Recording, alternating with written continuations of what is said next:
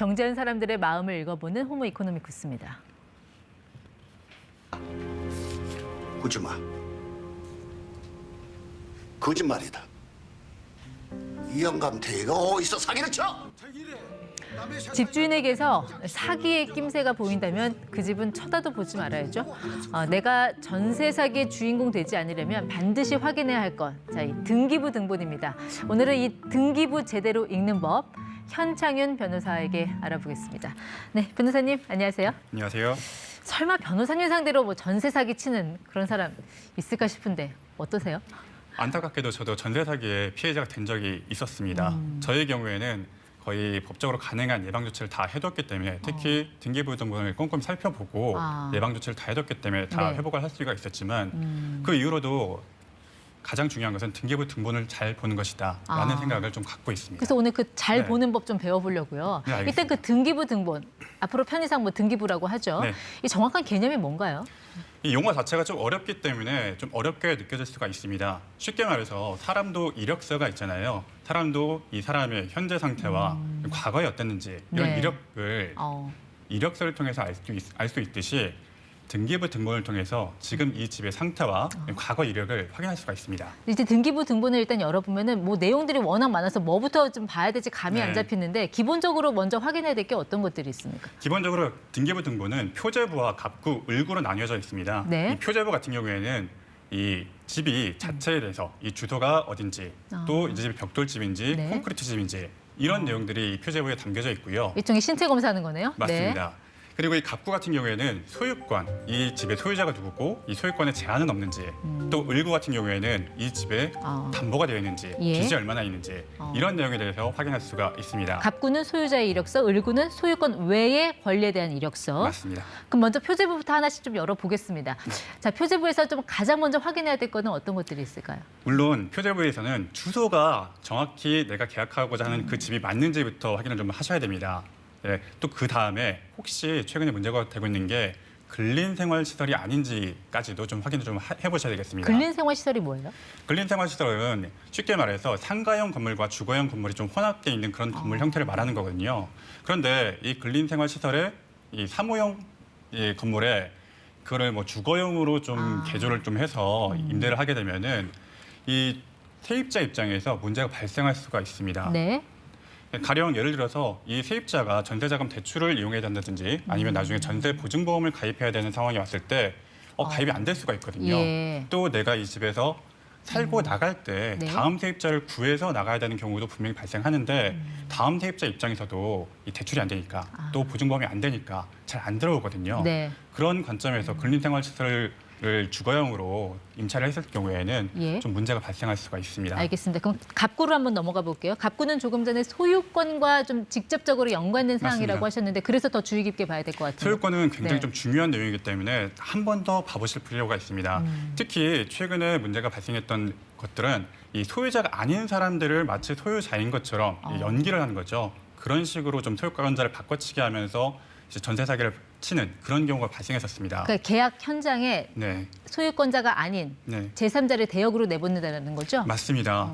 이런 경우에는 반드시 이 나와 계약하고자 하는 그 사람이 예. 이 현장에 나와 있는 사람이 소유권자가 맞는지 등기부 등본상 그 사람이 맞는지를 한 번 더 좀 확인해 보실 필요가 있습니다. 네, 그거 어떻게 확인하나요? 뭐 신분증을 좀 달라고 해서 확인을 해야 되는 건가요? 신분증이라든가 인감증명서라든가 이런 부분을 좀 확인하면서 좀 두 번, 세 번 확인해 보실 필요가 있죠. 그리고 갑구를 보면요. 가끔 보게 되는 게 그 왜 가등기라는 게 있더라고요. 네. 이게 가등기가 약간 제가 볼 때는 가계약처럼 정식으로 등기하기 전에 뭔가 임시로 걸어놓은 듯한 느낌이 들어서 저거 했다가 집주인 바뀌면 어떡하지? 뭐 이런 생각도 드는데.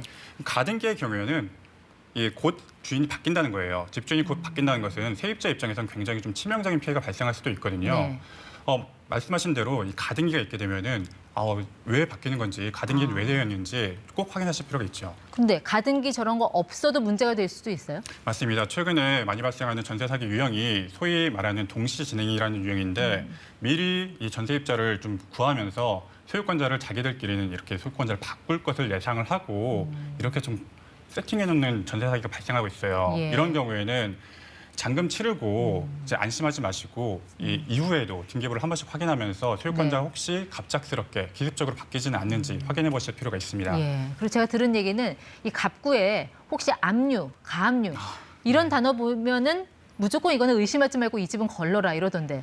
압류나 가압류 같은 경우에는요. 예. 너무너무 위험하기 때문에 이런 단어가 들어있는 것만으로도 이 집을 계약해서는 안 됩니다. 네, 이건 단호하게 말씀드릴 수가 있는데 앞으로 이 집주인의 소유권에 문제가 생길 가능성이 굉장히 네. 높기 때문에 이런 집에 임대로 들어간다는 것은 사실상 보증금을 좀 잃을 가능성이 굉장히 크다고 말씀드릴 수가 있습니다. 그러니까 이제 압류, 가압류는 이제 부동산은 소유자한테 돈을 못 받은 누군가가 좀 재판을 걸어놓았다는 일종의 시그널 같은 거니까. 맞습니다. 그걸 좀 걸러서 보라는 아주 거죠. 강력한 경고 시그널이죠. 알겠습니다. 자, 을구로 한번 좀 넘어가 볼게요.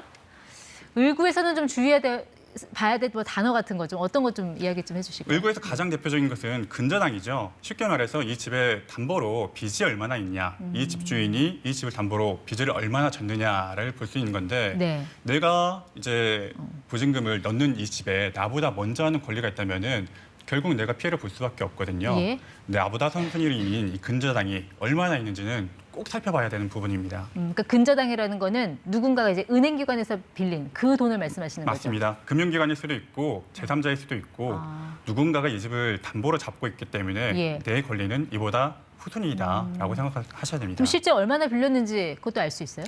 대략적으로 좀 알 수가 있는데요. 채권 최고액이라는 게 있습니다. 보통 일반적으로 채권 최고액이 원래 그 빌려준 돈에 비해서 120% 정도를 설정하기 때문에 예. 좀 역산을 해서 이 정도 걸려 있다라고 보시면 될 것 같습니다. 그럼 일단 이 근저당만 확인하면 내가 뭐 나중에 문제 됐을 때 후순위로 밀릴 그런 걱정은 안 해도 됩니까? 주의하셔야 될 점이 또 하나 있는데요. 임차권 등기라는 게 있습니다. 최근에 임차권 등기를 많이 활용을 좀 하시는데 아까 말씀드렸던 근저당이 담보가 걸려 있는 거라고 말씀드렸잖아요. 네. 이 임차권 등기의 경우에는 나보다 좀 앞서 있는 세입자가 있다고 보시면 됩니다. 내가 아무리 그 꼼꼼하게 살펴보고 들어갔다고 하더라도 나보다 좀 앞서 있는 권리가 있는 이 세입자가 있다면은 나는 그만큼 뒤로 밀릴 수밖에 없잖아요. 예. 그러면은 임차권 등기가 있다는 것 자체가 내가 이 집을 계약하면 안 된다는 시그널로 받아들여야죠. 알겠습니다. 네. 자, 이 등기부 등본 확인하고 보통 우리 계약하면서 확정일자 받잖아요. 네. 일단 확정일자까지 받으면 이제 좀 안심하고 뭐 2다리 뻗고 자도 됩니까? 보통 그렇습니다. 이제 저희가 계약을 하고 나서 확정일자 받고 그 이후에 이사를 하면서 전입신고를 같이 하시잖아요. 사실 전입신고를 좀 빨리 해주셔야 되는데 네. 깜빡하시고 전입신고를 늦게 하시는 경우가 있어요. 이 전입신고를 늦게 하시게 되면 그만큼 권리가 뒤로 밀릴 수가 있기 때문에 예. 전입신고를 바로바로 하셔야 되고요. 최근에는 인터넷으로 할 수가 있고 뭐 주민센터 가셔도 할 수 있으니까 네. 반드시 미리 해두셔야 되고요. 그리고 특히 근저당이 갑작스럽게 치고 들어오는 경우가 있습니다. 예. 금융기관이나 제3자의 채권이 근저당으로 갑자기 들어오게 되면은 이 근저당의 경우에는 그 즉시 효력이 발생하거든요. 반면에 이 전입신고의 경우에는 그 다음 날부터 효력이 발생하게 됩니다. 자연스럽게 나의 권리가 예. 뒤로 밀리게 되는 거죠. 그러니까 확정일자하고 전입신고 같은 거는 최소한의 안전장치니까 네. 이유 불문하고 무조건 해야 되는데 네. 여기서 하나 더 주의해야 될 게 전입신고를 하더라도 그 효력이 다음 날 발생한다. 맞습니다. 그 사이를, 그 시차를 주의해라. 그래서 잔금하고 이사했다고 발 뻗고 주무실 게 아니라 그 다음 날에도 그 다다음 날에도 등기부를 꼭 확인해 보셔야 됩니다. 그럼 어쨌든 아무리 뭐 빨리 뭐 전입신고 하더라도 뭐 위험이 있을 수 있다라는 그런 얘기네요. 그렇습니다. 그러면 이제 요즘 보면 이제 조직적으로 전세 사기 같은 거 좀 많이 발생하잖아요. 맞습니다. 예. 좀 여기에 대응할 수 있는 방법, 뭐 변호사로서 좀 전문 변호사로서 조언해 줄 거 좀 어떤 것들이 있을까요? 사실 최근에 발생하고 있는 전세 사기의 경우에는 사실상 이 갭 투자 구별할 수 없도록 주변 시세를 부풀린다든가 또 갭을 굉장히 좀 오히려 역전세라고 많이 하죠. 그런 식으로 해놓는다든가 해서 네. 개인의 세입자가 대응하기 굉장히 힘든 형태로 좀 띠고 있습니다. 네, 그렇기 때문에 이런 특약을 여러 가지 좀 걸어둔다든가 네. 아니면 예를 들어서 잠시만요. 특약을 걸어놓는다고요? 네. 어떤 특약을 말씀하시는 거죠? 입주일자 다음 날까지 현재 등기부 등본을 유지한다라는 특약이라든가 입주 당일 근저당이 설정되게 되면은 집주인의 귀책 사유로 이 임대차 자체를 무효한다든가 예. 이런 특약을 반드시 좀 걸어두실 필요가 있습니다. 그러니까 조금 전에 그 대항력이 발생하기까지 하루의 시차가 있는데 네. 그때를 대비해서 이런 특약도 좀 맞습니다. 준비를 해놔라라는 말씀이신 것 같습니다. 네, 아무튼 등기부 등본 굉장히 복잡하긴 한데 뭐 이거 요약본도 좀 뭐 발급을 받을 수 있다고 하니까 이분도 네. 네, 좀 시청자분들이 좀 참고하시면 좋겠네요. 네, 현창윤 변호사와 알아봤습니다. 고맙습니다.